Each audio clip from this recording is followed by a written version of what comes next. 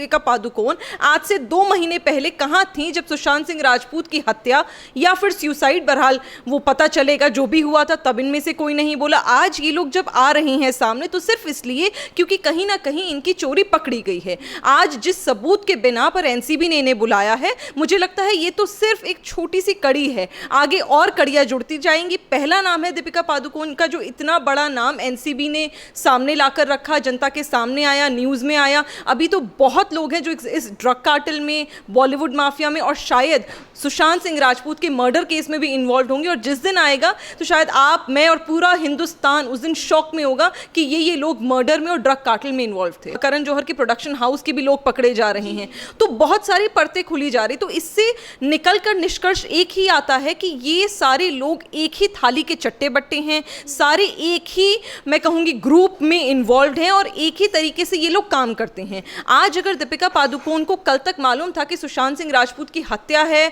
या फिर किस प्रकार के लोगों के साथ उनके जो मर्डरर्स थे वो इन्वॉल्व हैं, वो कल तक शायद चुप थी, पर आज उन्हें मजबूरी में सच बोलना पड़ेगा। नहीं बोलेंगे तो जाहिर सी बात है वो जेल के सलाखों के पीछे जाएंगे। दीपिका पादुकोण से आज पूछताछ हुई, उन्होंने ये तो स्वीकारा कि जो ड्रग्स चैट थी उनकी थी, लेकिन बाकी जो सवाल उनसे पूछे जा रहे थे उस पर वो जवाब नहीं दे रही थी। अब कल भी उनसे पूछताछ होगी क्योंकि एनसीबी संतुष्ट नहीं है जो उन्होंने जवाब दिए हैं। क्या कहेंगे आप दीपिका पादुकोण को लेकर? देखिए, मुझे नहीं लगता ये कोई आश्चर्यचकित बात है कि उन्होंने गोलमोल जवाब दिए। तो जाहिर सी बात है कि जब कोई ड्रग्स का सेवन करता है, जब कोई ड्रग कार्टेल में, बॉलीवुड के माफिया में इन्वॉल्व होता है और उनसे अगर सवाल जवाब करे जाएं तो जाहिर सी बात है वो गोल गोल इमरती और जलेबी ही बनाएंगे। क्योंकि आज उनकी चैट पकड़ी गई तो मोहतरमा को बुलाया गया, उनसे सवाल जवाब करे गए। अब उन्हें शायद ये लग रहा है कि उनके खिलाफ और कोई सबूत नहीं होंगे तो उन्होंने बातों को घुमाने की कोशिश करी। नहीं तो यही दीपिका पादुकोण आज से 2 महीने पहले कहाँ थी जब सुशांत सिंह राजपूत की हत्या या फिर सुसाइड, बहरहाल वो पता चलेगा जो भी हुआ था, तब इनमें से कोई नहीं बोला। आज ये लोग जब आ रहे हैं सामने तो सिर्फ इसलिए क्योंकि कहीं ना कहीं इनकी चोरी पकड़ी गई है। आज जिस सबूत के बिना पर एनसीबी ने इन्हें बुलाया है, मुझे लगता है ये तो सिर्फ एक छोटी सी कड़ी है, आगे और कड़ियां जुड़ती जाएंगी। पहला नाम है दीपिका पादुकोण का, जो इतना बड़ा नाम एनसीबी ने सामने लाकर रखा, जनता के सामने आया, न्यूज़ में आया। अभी तो बहुत लोग हैं जो इस ड्रग कार्टेल में, बॉलीवुड माफिया में और शायद सुशांत सिंह राजपूत के मर्डर केस में भी इन्वॉल्व होंगे। और जिस दिन आएगा तो शायद आप, मैं और पूरा हिंदुस्तान उस दिन शॉक में होगा कि ये लोग मर्डर में और ड्रग कार्टेल में इन्वॉल्व थे। डिप्रेशन की थ्योरी पहले ही सुशांत सिंह राजपूत मामले में बनाई गई कि वो डिप्रेशन में थे और उन्होंने आत्महत्या कर ली। उसके बाद दीपिका पादुकोण आई थी, उन्होंने कहा था कि मैं भी बहुत डिप्रेशन से जूझ रही थी, किस तरीके से उन्होंने चीज़ें। लेकिन अब जब वो ड्रग्स का उनका सामने आ रहा है तो रणवीर सिंह ये बोल रहे हैं कि उनको पैनिक अटैक आते हैं, अगर इजाज़त हो तो मैं भी उनके साथ जाऊँ। क्या वो जेल भी जाने के लिए तैयार हैं? क्या कहेंगे आप इस पर? देखिए, बहुत ही ज़्यादा मोहब्बत है रणवीर सिंह को दीपिका पादुकोण से, ये हम सभी जानते हैं, जो दिखता है।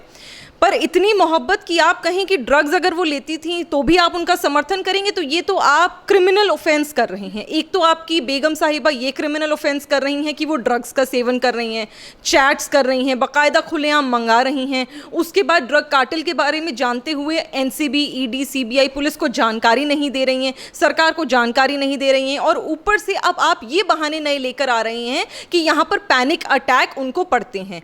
तो आप ये बहुत ही नॉर्मल है, मुझे लगता है बॉलीवुड के लिए, कि ये सारे काम ये लोग करते थे। बस फर्क इतना है कि आज हिंदुस्तान को ये सारी चीजें पता चल गई। सुशांत सिंह राजपूत के केस के बारे में कार्रवाई करते करते आप देखिए कितनी परतें खुलती जा रही हैं। मर्डर हो, सुसाइड हो, दिशा का रेप केस हो या फिर अब ड्रग कार्टेल हो, ये बहुत सारी चीजें हैं जो बाहर आ रही हैं। जैसे कि मैंने कहा कि अभी तो एक नाम आया, अभी बहुत नाम आएंगे। हो सकता है कि कल को हमें यह भी पता चल जाए कि रणवीर सिंह की भी कोई चैट्स हैं जो ड्रग्स में इन्वॉल्व हैं। दीपिका पादुकोण है, करण जौहर की इतनी बड़ी पार्टी जिसमें जब वीडियो जो वायरल हुआ उस वीडियो में सभी ने देखा कि किस तरह के हालात उन सभी एक्टर्स के और डायरेक्टर्स के थे। उसको देखते हुए एक इंप्रेशन जो जाता है, उस इंप्रेशन से साफ तौर पर यह कहा जा सकता है कि कोई तो ऐसी चीज है जो बॉलीवुड निरंतर हिंदुस्तान की जनता से, देश की जनता से, सरकार से, एनसीबी से छुपाता आया है। और मुझे तो इसमें भी कोई आश्चर्य नहीं होगा कि कल की तारीख में दीपिका पादुकोण सुशांत सिंह राजपूत के मर्डर केस में कोई ऐसा खुलासा कर दें जो शायद रिया चक्रवर्ती या उनके भाई ने आज तक नहीं करा है। जी, ये बात हम बिल्कुल कहेंगे, क्योंकि पहले जो जिस तरीके से चाहे वो रिया चक्रवर्ती हो या फिर जो भी हो, जिनसे पूछताछ हुई है 1 या 2 दिन या 3 दिन, उसके बाद उनकी गिरफ्तारी हुई है। अब दीपिका पादुकोण से आज पूछताछ हुई, अब आज उन्होंने सवाल के जवाब नहीं दिए, लेकिन कल भी पूछताछ होगी, और अगर कल उन्होंने नहीं दिया तो 2-3 दिन तक पूछताछ होगी, और उसके बाद उनका जेल जाना तय हो चुका है। क्योंकि वो जिस ग्रुप में खरीदा बेचा जा रहा था उसकी वो एडमिन थी, और ऐसी भी खबरें आ रही हैं कि उन्होंने पेमेंट भी की है। और आपको पता है कि अगर कोई कंज्यूम कर रहा है तो उसकी सज़ा कम है, लेकिन अगर किसी ने पेमेंट की है, कोई खरीद बेच कर रहा है, तो उसका तो 20 साल से कम की सज़ा नहीं होगी। बिल्कुल, और ये हमें अभी पता चल रहा है, इसीलिए हमें न्यूज़ लग रही है ये, पर ये बहुत सालों से होता आ रहा है। बॉलीवुड इसका बहुत ज़्यादा बड़ा पार्ट है, जो ड्रग कार्टेल में भी प्ले करता है और बॉलीवुड माफिया में भी प्ले करता है। ये कोई नई चीज़ नहीं है।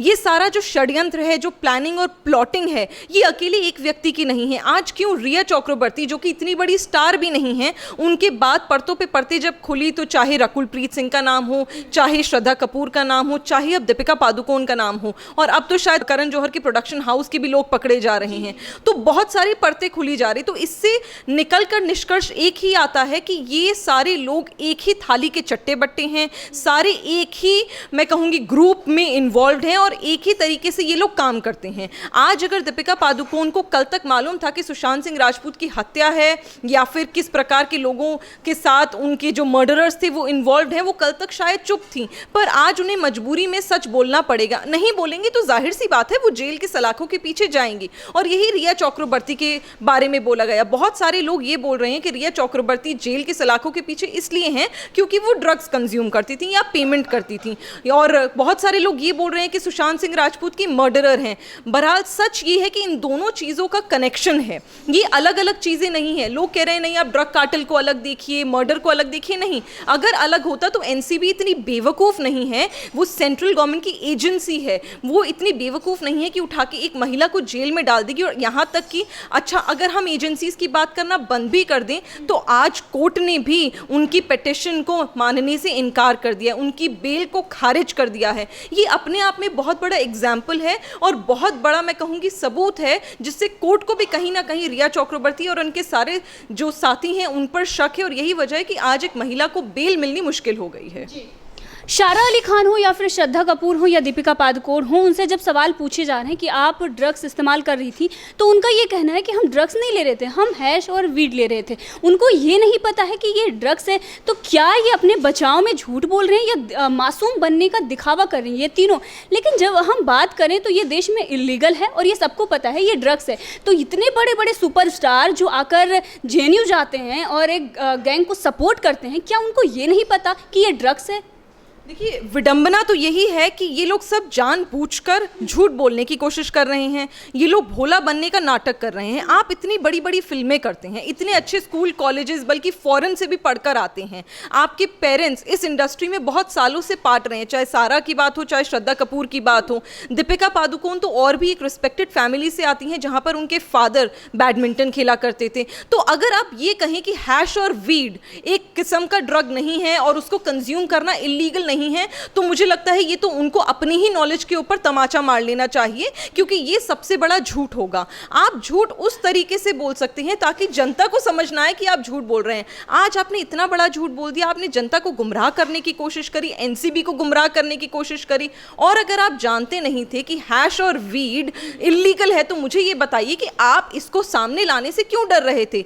आपने जो करण जौहर के साथ जो वीडियो बनाई उनके घर पर, आपने सारी चीज़ों को क्यों छुपाने की कोशिश करी? आप ये एक प्राइवेट चैट में क्यों कर रहे थे? आप खुलेआम क्यों नहीं कर रहे थे? आपको मालूम है कि ये काम इलीगल है, आप करते आ रहे हो, अपने आप को धोखा देते आ रहे हो, और एक ऐसा इलीगल काम करते आ रहे हो जो बहुत ही बड़ा क्रिमिनल ऑफेंस है, जो नार्कोटिक्स, बहुत बड़ा आरोप होता है, जो शायद ही कोई व्यक्ति बचने के काबिल हो अगर ऐसा कोई काम करे। तो ये सब झूठ है, अपने आप को बचाने का एक तरीका है। मुझे लगता है आज नहीं तो कल दीपिका पादुकोण के अलावा बहुत सारे बॉलीवुड के लोग इसमें बाहर आएंगे और सच पता चलेगा, और कोई कोई बहुत बड़ी बात नहीं होगी। जो योगी जी ने कहा है कि फिल्म सिटी जब ग्रेटर नोएडा में बन जाएगी तो वाकई सफाया हो जाए महाराष्ट्र बॉम्बे से फिल्म सिटी का, और ग्रेटर नोएडा में एक जमीनी कार्यकर्ता जो होता है फिल्म इंडस्ट्री का वो भर कर आएगा। दीपिका पादुकोण जेएनयू गई थी और अब वहाँ पर वो किसको समर्थन करने गई थी? एक विचारधारा को, जो देश के टुकड़े टुकड़े गैंग हैं, जो देश के टुकड़े करने पर उतारू हैं, उन लोगों को। आज वो लोग आई स्टैंड विद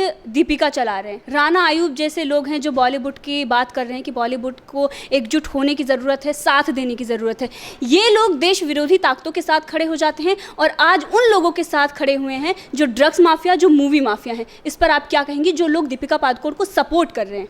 देखिए, जिस प्रदर्शन में जिन्ना वाली आज़ादी के नारे लगते हों, जिस प्रदर्शन में हिंदुओं के सात्विक का अनादर होता हो, जिस प्रदर्शन में मुसलमानों को बरगलाकर भड़काकर एक दूसरे के खिलाफ बिठाया जाता हो, महिलाओं का शोषण होता हो, डेली वेजेस पे बिठाया जाता हो, उन्हें ज़बरदस्ती जानबूझकर झूठ बुलवाया जाता हो, मुझे लगता है ऐसे इस विचारधारा को, इस प्रदर्शन को अगर आप जाकर समर्थन कर रही हो तो आपको अपने गिरबान में झांकने की ज़रूरत है। क्योंकि सभी को मालूम है कि वो हिंदुस्तान के खिलाफ एक प्रदर्शन था, वो हिंदुस्तान की सरकार के खिलाफ नहीं था, हिंदुस्तान की संस्कृति के खिलाफ था। आप सरकार के खिलाफ करिए, लोकतांत्रिक देश है, लेकिन जब आप पाकिस्तानी ताकतों को समर्थन देने लगते हैं और हिंदुस्तान को नीचा दिखाने लगते हैं तो कहीं ना कहीं आप हिंदुस्तान की, मैं कहूंगी, दिल को ठेस पहुंचाते हैं। और आज आपने वही करा है, सभी को मालूम है। ये तो मैं नहीं कह रही हूं, भारतीय जनता पार्टी के लोग नहीं कह रहे हैं, ये तो बाकायदा पुलिस कह रही है। क्या हमें नहीं मालूम उमर खालिद के खिलाफ कितने केसेस बन रहे हैं? क्या हमें नहीं पता कि सफूरा जरगर के खिलाफ कितने केसेस बन रहे हैं? ये सब जब लोग आ रहे हैं निकलकर